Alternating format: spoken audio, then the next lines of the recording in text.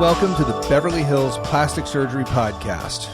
I'm Dr. Jay Calvert, and today I am here once again on a Wednesday evening with my associate and podcast co-host, Dr. Millicent Ravello.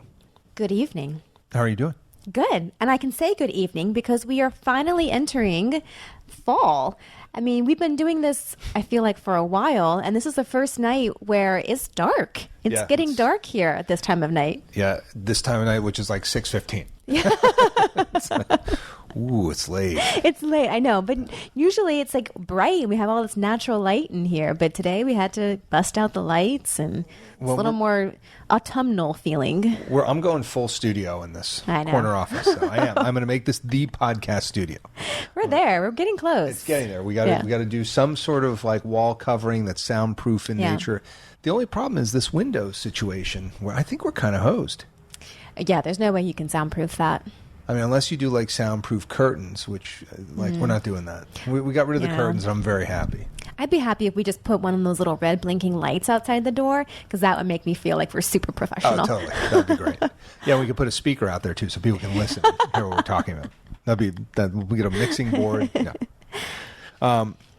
So this concept that we're going to talk about today, which is hairline advancement, was sent to us by one of our listeners. One of our loyal listeners. Who DM'd us through our Instagram channel at Beverly Hills Plastic Surgery Pod and said they wanted to hear about hairline adjustments. Yeah, and I think that's great because that's something we have not talked about at all. So I think the whole topic of hair rejuvenation is one that we can talk about a myriad of things on.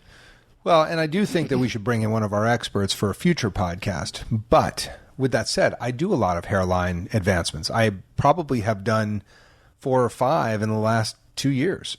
So what exactly is a hairline advancement? So what this is that it can be men, but it's mostly women that get this procedure, interestingly. It's for when the forehead becomes a 5 head and it starts to drift back a little bit. And I've done this on a fair number of female patients who just feel like the hairline is too high.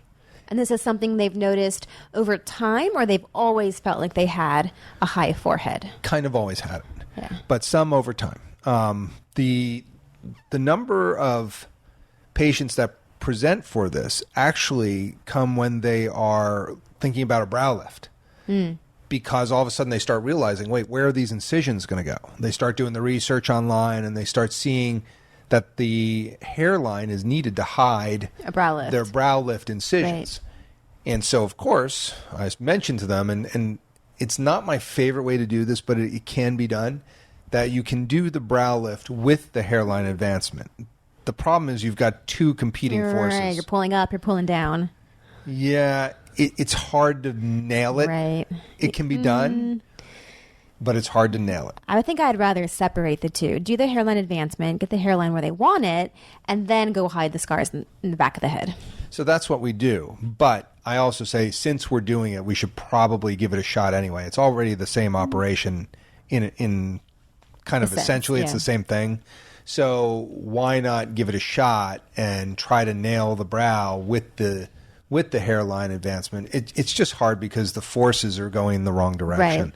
As long as they know they may come back for the brow lift. Right. And typically the way that I do that is so the way that this operation works is you pick where you want the hairline to be on the forehead, or the 5 head in this case. 5 head. And you draw that line and typically what I do is I do a advanced version of whatever their natural hairline is. Right. And I'm just going to, puzzle piece it up into position. So then you take out the skin between their actual hairline and the new proposed hairline.